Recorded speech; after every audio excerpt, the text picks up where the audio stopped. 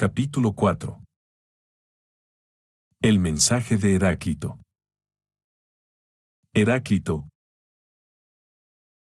noble de la ciudad de Éfeso, floreció, según Diógenes, por los años de la 69 grados Olimpíada, es decir, hacia 504 a 501 a.J.C. Sus fechas no pueden determinarse con exactitud. En su familia era hereditario el cargo de Basileus, pero Heráclito se lo cedió a su hermano. Era, colegimos, hombre de temperamento melancólico, que gustaba de vivir apartado y solitario, y expresó su desprecio hacia la grey del vulgo y también hacia los personajes eminentes del pretérito. Los efesios, llegó a decir de sus propios paisanos, harían bien en ahorcarse todos los que son ya adultos y dejar la ciudad a los muchachos que aún no tienen bozo, pues expulsaron a Hermodoro, el mejor de entre ellos, diciendo: ninguno de nosotros ha de ser mejor que los demás, si alguien lo es, váyase a otro sitio y con otros. 69.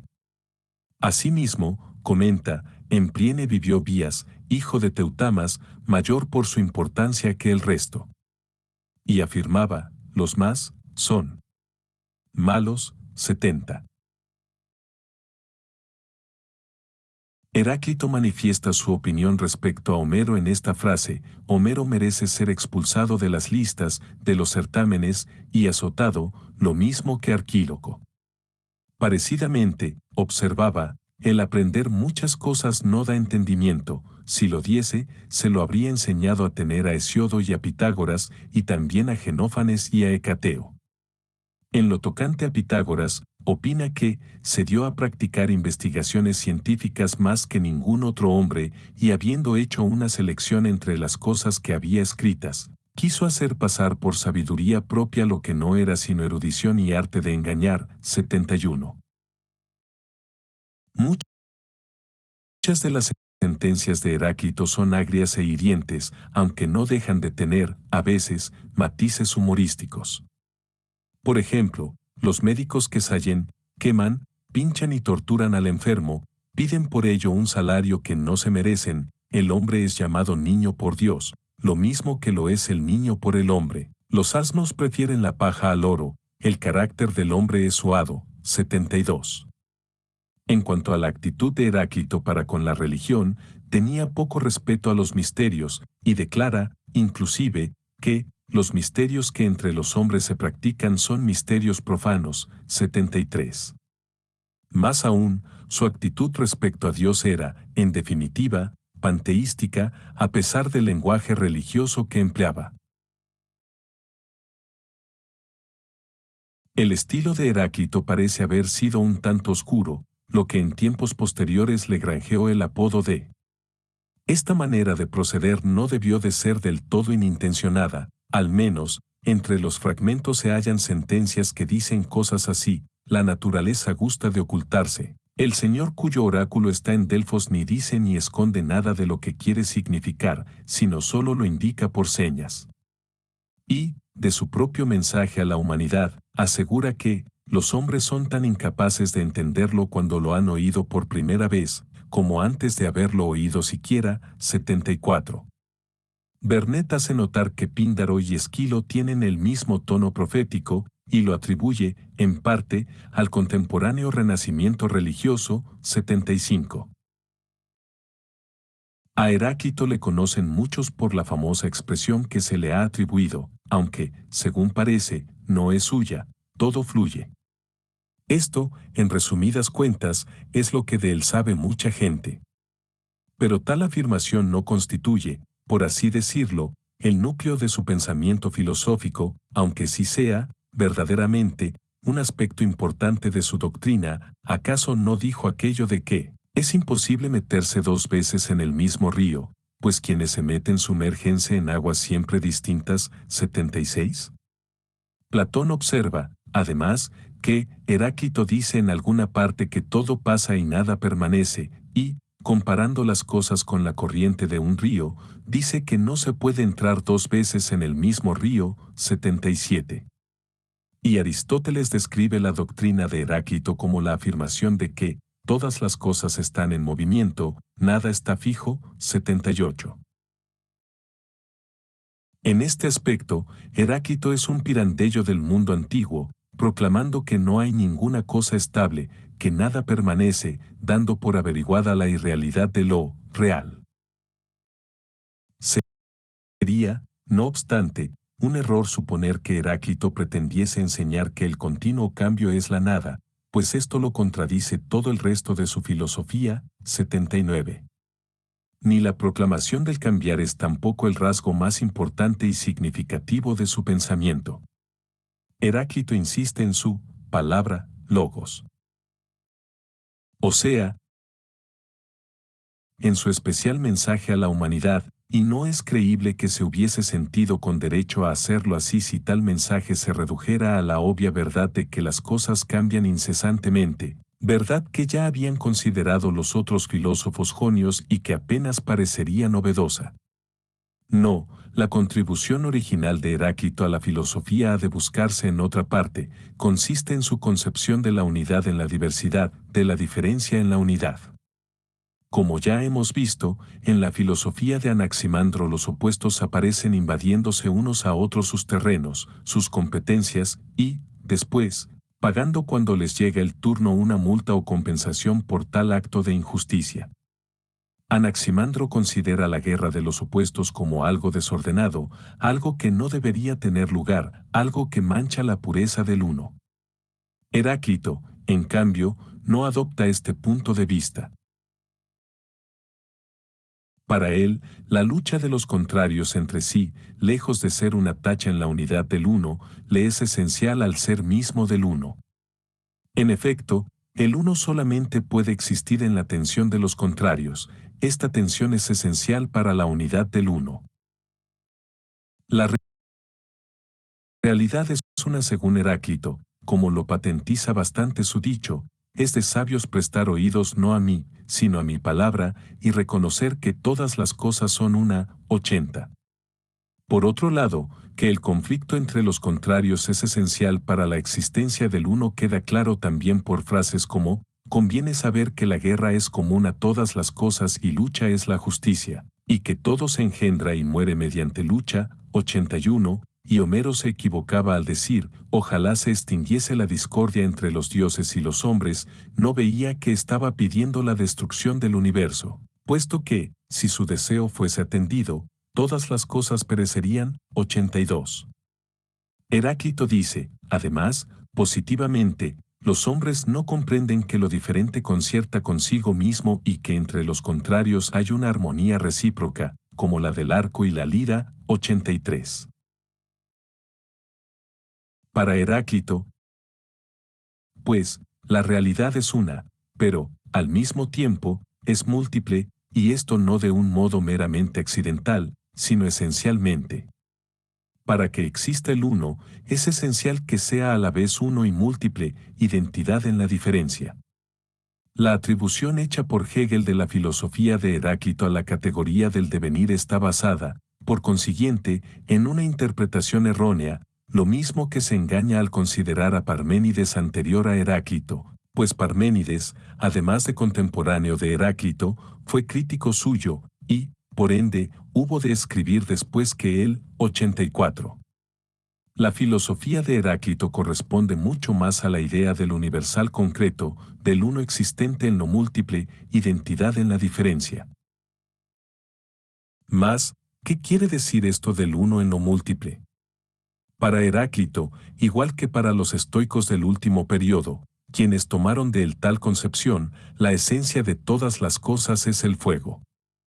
A primera vista, quizá parezca que Heráclito se dedicase a hacer meras variaciones sobre el viejo tema jonio, algo así como si, porque Tales identificó la realidad con el agua y Anaxímenes con el aire, Heráclito, solo por distinguirse de sus predecesores, hubiese optado por el fuego.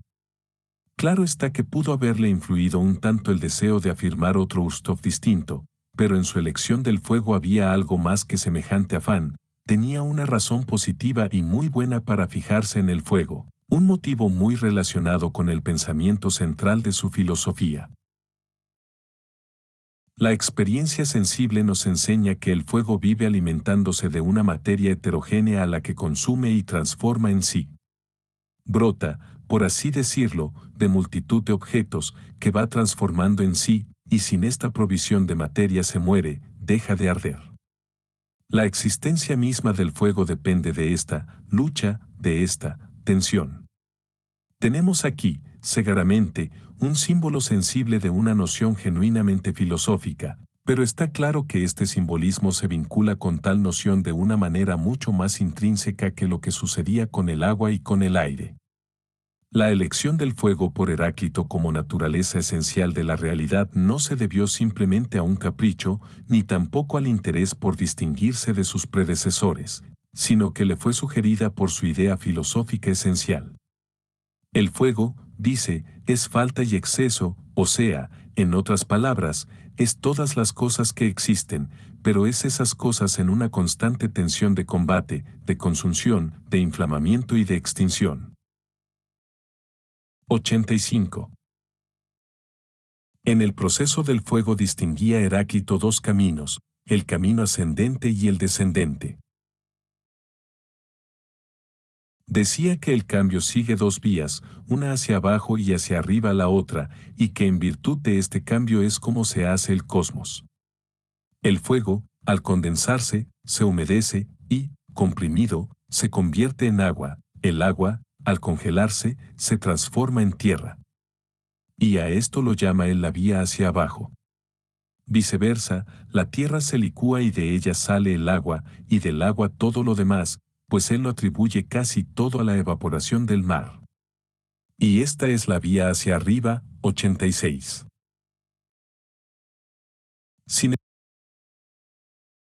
embargo, si se mantiene que todas las cosas son fuego y que están, por lo tanto, en continuo fluir, es evidente que se ha de explicar de algún modo lo que, por lo menos, parece ser la estable naturaleza de las cosas en el mundo. Heráclito da su explicación en términos de medida. El mundo es un eterno fuego viviente que se enciende y se extingue conforme a medida. 87. De modo que, si el fuego se alimenta de las cosas, transformándolas en sí al abrazarlas, les da también tanto como de ellas toma. Todas las cosas se transforman en fuego y el fuego en todas las cosas, lo mismo que se cambia el oro por las mercancías y las mercancías por el oro. 88. Así, mientras la sustancia de cada clase de materia está siempre cambiando, la cantidad total de esas especies de materia permanece la misma. Pero lo que Heráclito trata de explicar no es solamente la relativa estabilidad de las cosas, sino también la variable preponderancia de una clase de materia sobre las otras, como se ve en el día y la noche, el verano y el invierno. Sabemos, por Diógenes, que Heráclito achacaba la preponderancia de los diferentes elementos a las distintas exhalaciones. Así, la exhalación brillante, cuando se inflama en el círculo del Sol, produce el día, y la preponderancia de la exhalación opuesta produce la noche. El aumento de calor procedente de la exhalación brillante origina el verano, y la preponderancia de la humedad proveniente de la exhalación sombría da origen al invierno. 89. Hay en el universo, como hemos visto, un incesante combate, y hay también una estabilidad relativa de las cosas, debida a las diferentes proporciones del fuego, que se inflama o se extingue según medidas más o menos iguales. Y estas proporciones, junto con el equilibrio de los dos caminos, descendente y ascendente, constituyen lo que llama Heráclito la oculta armonía del cosmos, armonía que asegura ser mejor que la armonía manifiesta. 90. Los hombres, dice Heráclito en un fragmento que ya hemos citado, no comprenden cómo lo que es diverso concierta consigo mismo. Hay una armonización de las tensiones opuestas, semejante a la que se da entre el arco y la lira. 91. En suma, el uno es sus diferencias, y las diferencias son ellas mismas el uno, son diferentes aspectos del uno. Ninguno de estos aspectos, ni el camino hacia arriba y el camino hacia abajo, pueden cesar. Si cesaran, dejaría de existir el uno. Esta inseparabilidad de los opuestos, el carácter esencial de los diferentes momentos del uno, aparece en frases tales como, la vía ascendente y la vía descendente son idénticas, y, para las almas es muerte hacerse agua, para el agua es muerte hacerse tierra. No obstante, de la tierra nace el agua y del agua el alma. 92.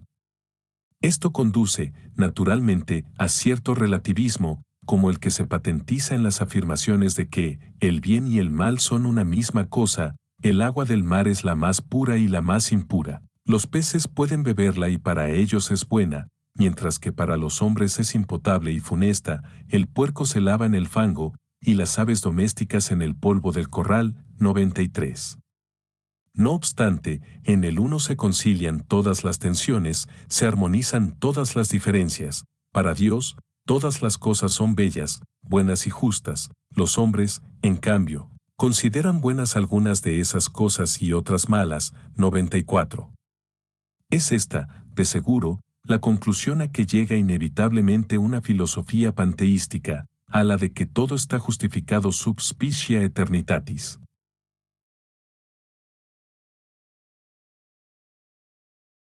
Heráclito habla del uno llamándolo Dios y sabio, el sabio es únicamente uno. Quiérase o no, ha de llamársele Zeus. 95. ¿Dios es la razón? Universal, la universal ley inmanente a todas las cosas, que sujeta a todos los seres a una unidad y determina el constante cambio del universo.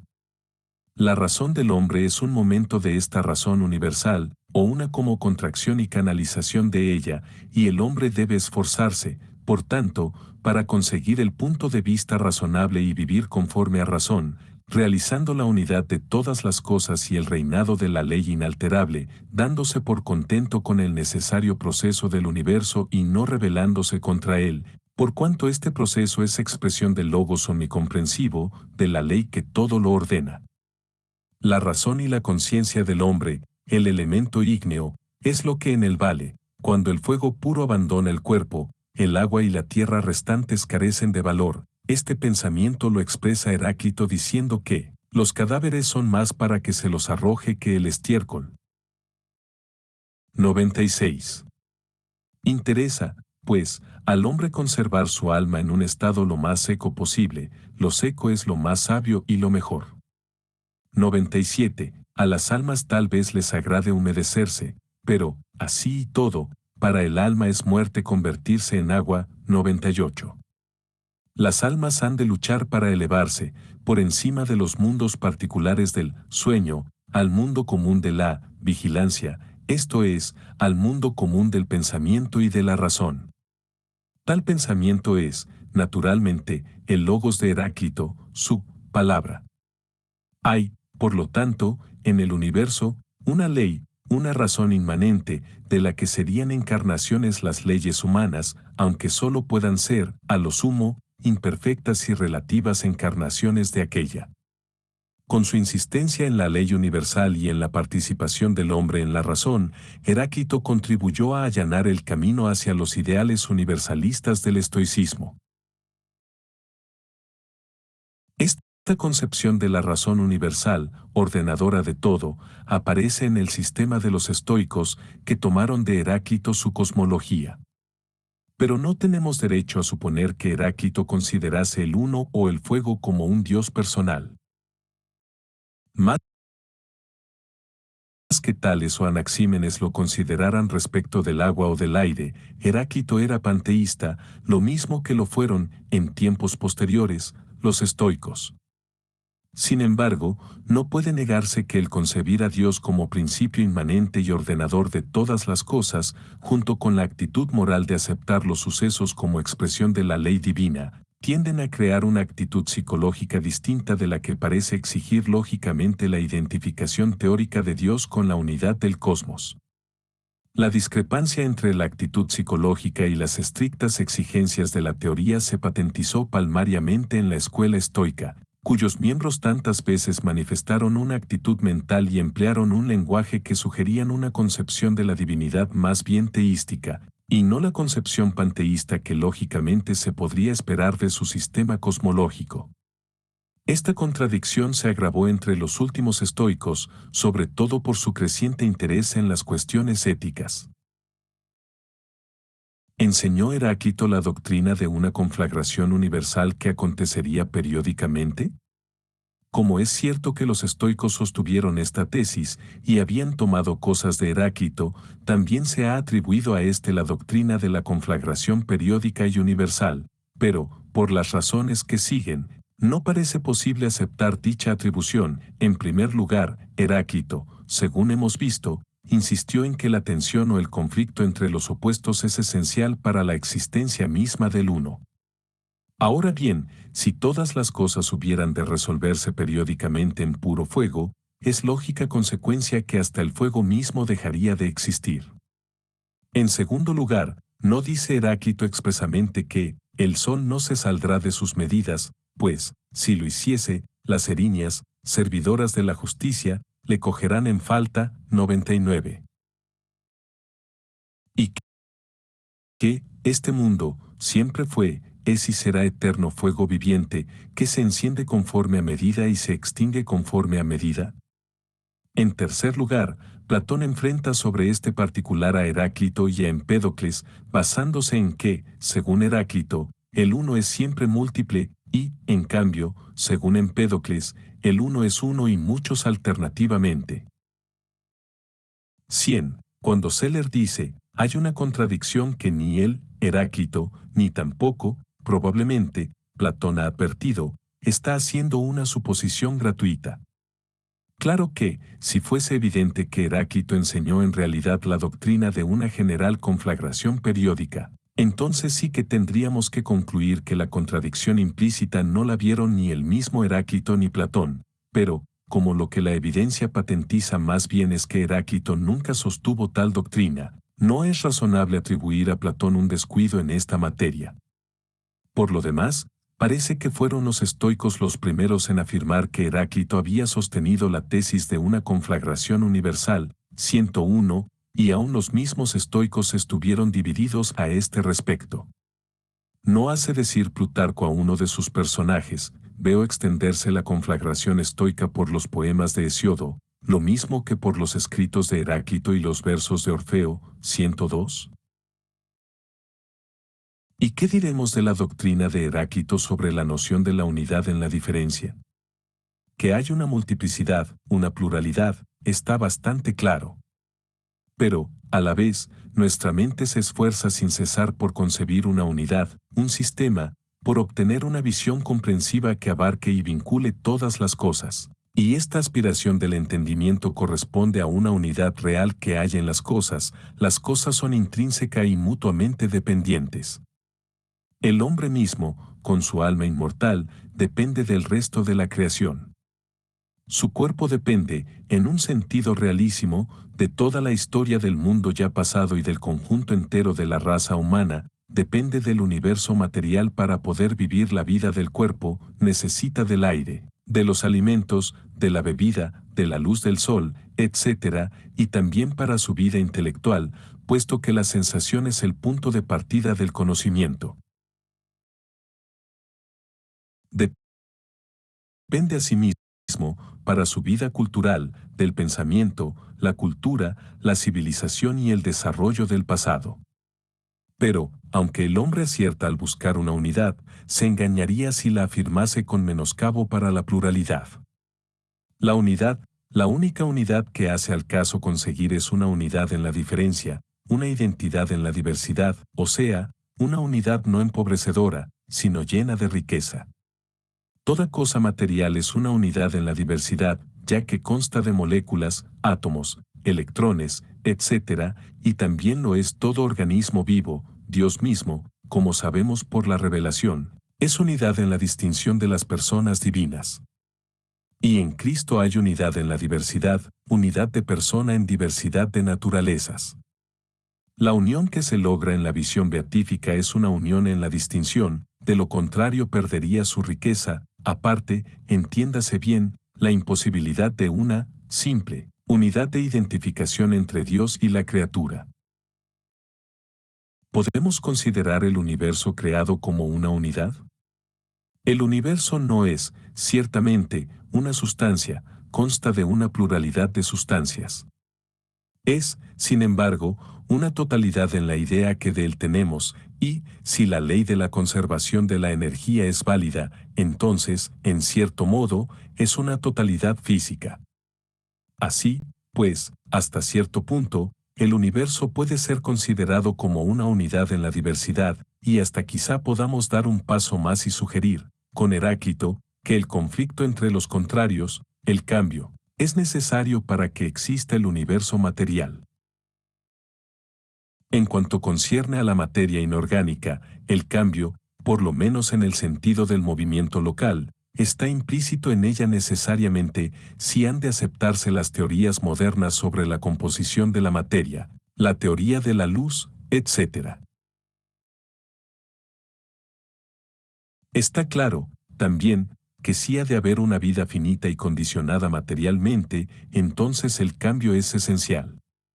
La vida de un organismo corpóreo tiene que ser sostenida por la respiración, la asimilación, etc., y todos estos procesos implican el cambio y, por ende, el conflicto entre los contrarios.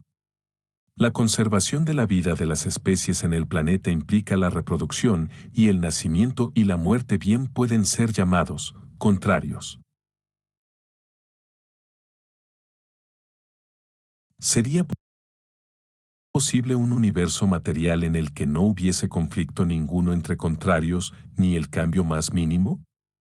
Primeramente, en tal universo no habría lugar a la vida corpórea, pues ésta, según hemos visto, implica el cambio. Pero ¿sería posible un universo material en el que no hubiese vida, que fuese totalmente estático, totalmente falto de vida y movimiento? Si se considera la materia en términos de energía, resulta muy difícil concebir cómo sería posible semejante universo material puramente estático.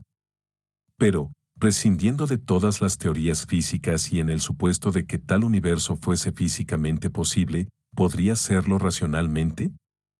Al menos, nunca llegaríamos a descubrir qué posible función tendría un universo así sin vida, sin desarrollo, sin cambio, una especie de caos primitivo. Parece, pues, que un universo pura y solamente material es inconcebible, no solo a posteriori, sino también a priori. La idea de un universo material en el que haya vida orgánica lleva consigo la idea del cambio. Pero el cambio significa, por una parte, diversidad, pues ha de haber un terminus acuo y otro terminus adequem de ese cambio, y, por otra parte, estabilidad, pues ha de ser algo lo que cambia. Y así tendremos identidad en la diversidad. Concluimos, por tanto, que Heráclito de Éfeso concibió una genuina noción filosófica, aunque por un camino de simbolización sensible semejante al de sus predecesores jonios. Y esta noción de lo uno como esencialmente múltiple se discierne con claridad bajo todo lo sensible del símbolo. Heráclito no se elevó, ciertamente, a la concepción del pensamiento sustancial, a la de Aristóteles, ni explicó suficientemente el elemento de estabilidad en el universo, como Aristóteles trató de hacerlo. Pero, según dice Hegel, aunque desearíamos poder juzgar al destino tan justo que conservara siempre para la posteridad lo mejor, hemos de decir, al menos, que lo que de Heráclito ha llegado hasta nosotros es digno de tal conservación. 103. Capítulo B. El uno de Parménides y de Meliso. El, el supuesto fundador de la escuela eleática fue Genófanes. Sin embargo, como no hay verdadera